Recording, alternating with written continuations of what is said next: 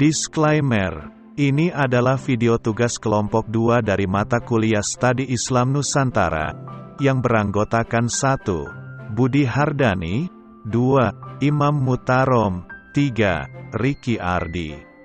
Ulama-ulama harismatik yang menginspirasi di Indonesia. Bukan hanya dari kalangan akademisi atau politisi yang mempunyai pengaruh besar terhadap kemajuan di Indonesia. Akan tetapi pengaruh dari ulama pun sangat besar terhadap perkembangan sosial, politik, kebudayaan dan agama di Indonesia. Peran ulama di Indonesia hampir tidak dapat dipisahkan dari perkembangan bangsa Indonesia. Berikut deretan para ulama yang mempunyai pengaruh sangat besar terhadap perkembangan di Indonesia.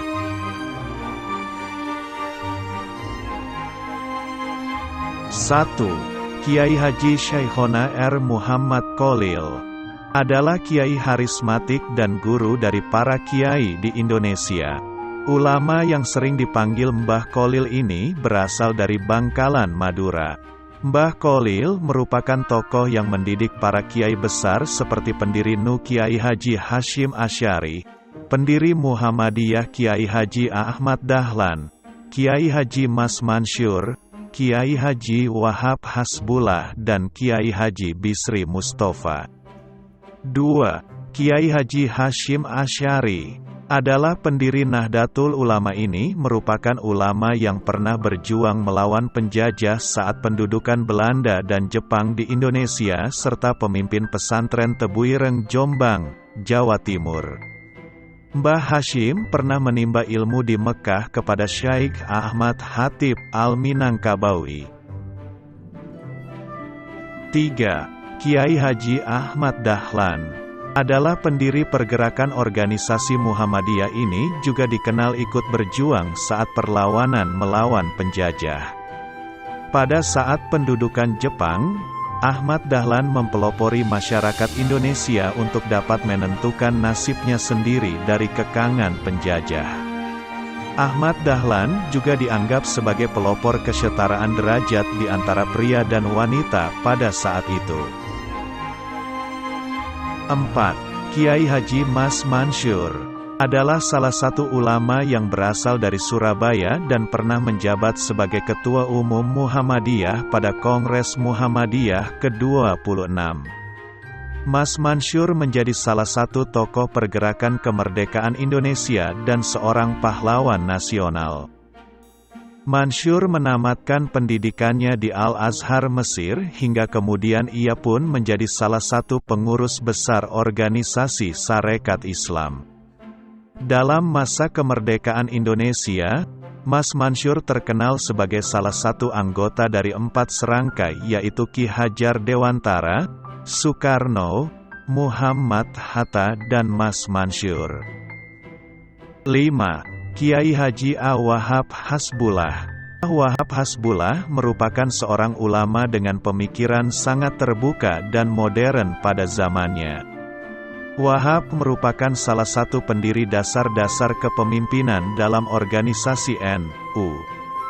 Ia ikut mencetuskan 2 badan syuriah dan tanfiziyah yang mengintegrasikan kalangan muda dan kalangan tua di NU. 6. Buya Hamka.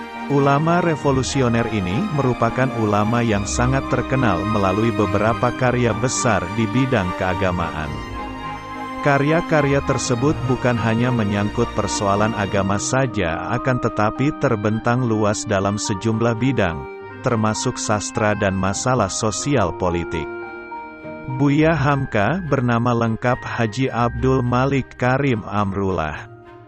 Hamka adalah singkatan dari namanya, sedangkan Buya adalah panggilan kehormatan untuk seorang yang berilmu dan dituakan. Salah satu novel yang paling fenomenal adalah berjudul Tenggelamnya Kapal Van der Wijk. 7. Kiai Haji Abdurrahman Wahid, Gus Dur.